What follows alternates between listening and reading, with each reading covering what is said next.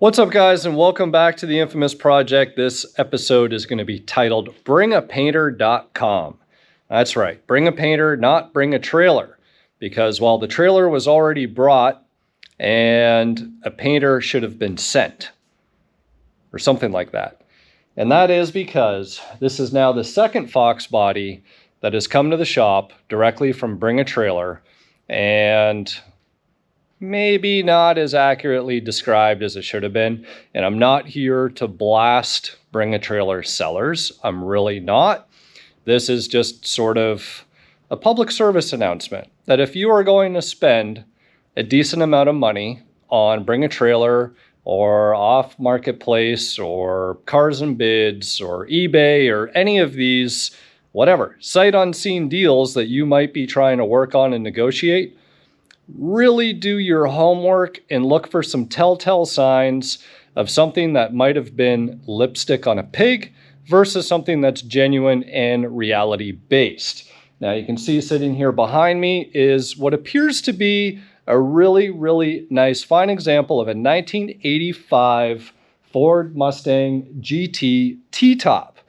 And this is a cool car for a number of reasons. Number one, it's a 4i car, and although they're not 100% for me, I do prefer the Aero nose style cars, but the 4i's definitely hold a place in the history of the Fox chassis. With that said, this is a T-Top car. Again, not for everyone. However, T-Tops do have a certain coolness factor, whether you want to sport that retro look of a mullet and a pager, or maybe you're more like me and you just like having the option of pulling the T-roofs out without actually ever taking them out. Whatever. T-tops are a pretty cool thing to have on a Fox because they weren't available every year. Now, probably the coolest factor to a lot of people that love these cars being in '85 is that it's actually the last year of carburation. It was the most power, I believe, that was made out of the carbureted list of cars from '79 throughout '85. Last year, before fuel injection came along, and actually was a decrease in power. And one other cool little thing about the '85 is that its spoiler that it came with did not have the third brake light. So safe, maybe not. Cool, maybe so. Just kind of a more shaved, simpler, cohesive look on the body. Now, let's get into the meat, and you can probably... The camera's usually pretty good at showing paint inconsistencies. Now, of course, the garage door is open, so I'm going to try and move around a little bit here and see if you guys can pick up on a few little obvious bits, which I believe you can see right there. So before I get into greater details about the paint on the car, let's talk about the auction itself. Now, of course, the auction was well written the way that Bring a Trailer listings are. They are very high level in terms of ownership, what the Carfax report says, and it's almost like reading the window sticker off the car. You know, it came with disc brakes up front, with drum brakes in the rear, with a power brake booster, and you know, it has this option versus that option, and outfitted with 16-inch alloy wheels, which, well, these ones aren't true to the car. The originals are in the car. My Facebook post, everyone's like, oh, it needs the original 10 holes. Well, the original 10 holes are sitting in plastic in the car.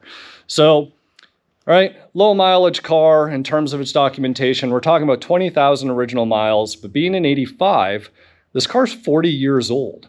So depending on where this car was stored, it doesn't matter if it's 4 years old or 40 years old, things can happen during over 4 decades, right? A lot can happen. So there was a few, I guess, insinuations about some blemishes in the body and the finish. I believe it said something along the driver's side door. It said that the vinyl decals on the hood were placed improperly. I don't want to say the picture's being misleading like the Houdini or Houdini Fox like the last video I did. However, you know, pictures and preparation for an auction is always done strategically. Guys, it's like going to an event or going somewhere that you need everything to look the best that it can underneath the circumstances that are given to achieve X result of people saying, hey, that's really nice, or I'm going to bid on the car, or so on and so forth. You see where I'm going with this. So of course, this car would have been buffed, shined up, polished, and pictures taken appropriately for the sake of the auction, because who doesn't want to try and drive bidding up?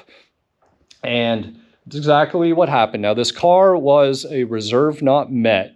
However, the top bidder and the seller came to terms and ultimately had the transaction complete, and then the car came to me. So in case you guys are wondering, that's kind of how it went down. So now, funny enough, the power of the internet, there was an individual that responded to my Facebook post when this car first arrived off the trailer. And he said, oh, I remember that car. It was for sale a couple of years ago. And, you know, the paint was in pretty rough shape. And looks like, you know, somebody tried to attempt to, you know, fix a couple of the blemishes. And now it's relisted for double the money, et cetera, et cetera. And again, not to take away from the car, folks, because like I said, 40 years have gone by. So let's take a closer look. So let's start with the 10-footer approach. So we are about 10 feet away from this car. And at 10 feet, we can see that the charcoal of the moldings on the front side here are darker than that of the door. And if we just kind of move around this way, and I'm trying to look through the lens of the GoPro here so that you guys can see it as well. So still at 10 feet, if you look really close, you can see the front bumper cover is actually a different shade than the fender. I can actually see solvent pop on the hood from here. The camera might not be able to pick that out. And again, if we're looking really close, the door is in fact a different color than the rest of the car. So let's go 5 feet. At 5 feet, we can really start to tell that that door is a different shade. We can see a bunch of clear coat that's peeling on the top lip there. And if you guys are familiar with 1985 paint, clear coat wasn't an option on these cars. The rest of the car is all single staged, therefore that door had been painted. And the fact that that front bumper cover is about the same shade as this door leads me to believe they painted that bumper cover around the same time. Now, if you really look closely, which the camera's probably not going to see or pick up, my eyeballs can, there's a bunch of little tiny dings and dents that are found in the roof. And in fact, I'm going to try and turn this light on. So there's a ding there, there's a ding there, here, there, there. And guys, what does that suggest? Well, we're suggesting, then we got a ding here. There's actually dings. Oh, now you can see the different color in the hood and all of the solvent pop. But one thing at a time. There's dings in the hood, couple dings on the tops of the fenders. They're kind of hard to see. Hail damage. There's definitely no hail damage disclosed in that listing whatsoever. And for anybody that knows what it takes to get rid of a bunch of hail dents, it's, I guess not, well, it is a pretty challenging job, but it's something that takes a lot of time and labor and effort to get it out without, you know, doing any damage to paint or having to do body work that's going to possibly fill everything with Bondo and or filler or whatever it might be. Now, let's take a look at this sticker that they said was improperly placed. And it wasn't just that it was improperly placed, as it was kind of like stuck on top of the original one. And if you turn this way, you can see where all of the splitting and cracking of the original sticker was. And this one was literally just put on top. And then to add to that, they masked off this, and I don't know if you can see how much red, how much darker the red is here. Watch this. See how it's turning orange? And then see how there's more solvent pop up here? There, you can really see all that solvent pop now. I'll tell you exactly what happened. They resprayed the front bumper.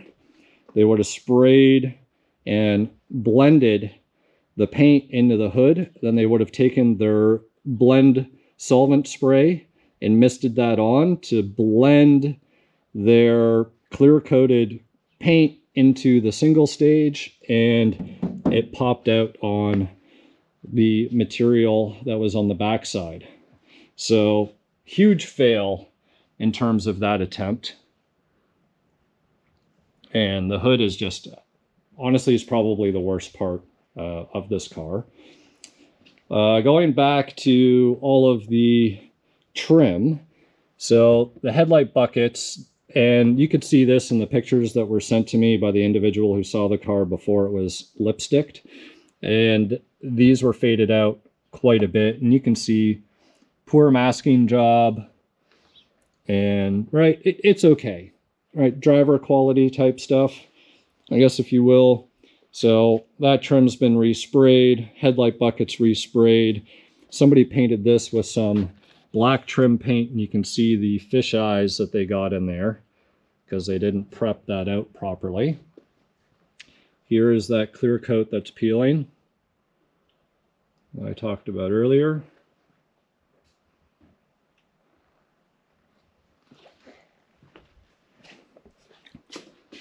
Well, you can probably, there's actually lots of dings in this back panel.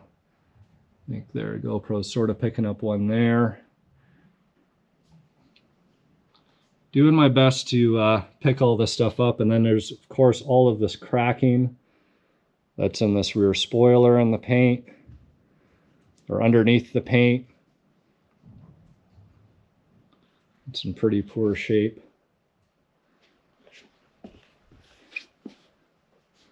And then, not sure, actually I haven't looked at the back too closely. We can see we're actually light on material here. See how it looks cloudy? Well, they've polished up this single stage as far as they could go. And, right, there's not enough material left for any more polishing, because any more, this is going to be as gray as the trim, because there won't be any paint left to polish. So just so we're clear, I'm not even talking about things, right, like the seams here where the roof skin meets the rear quarter panel and that's blistering out, and stuff like this. That's very common in Fox bodies. Like, everybody should know those weak points. So that's just sort of like a given that could happen with the nicest original paint cars around. But of course, this one has bigger fish to fry in terms of its paint quality. Now, the passenger side door was not sprayed, and you can see that there's no clear coat to peel here because it's original paint on this side. So this actually all looks pretty good. So what I'm guessing is, and if we look at the weather strip along here, see how this is nice and soft and pliable, as opposed to the driver's side, which is all hard and cracked and sun-baked clear. And this is just a testament to how shitty of a product that they use with this clear coat, the fact that it's peeling off. So it means that the car definitely saw some sun on this side as opposed to the other side. And of course, right, the interior is almost near mint, minus the little bit of cracking in the dash pad. But we're not here to talk about the interior. The car is a clean car. It's a very, very clean, tidy car. Getting back to this driver's side door, there's lots of waves. There's a ding here and a tremendous amount of waviness, like it was prepped with an orbital sander and then just painted quick. Again, listen to that factory buzzer still actually works.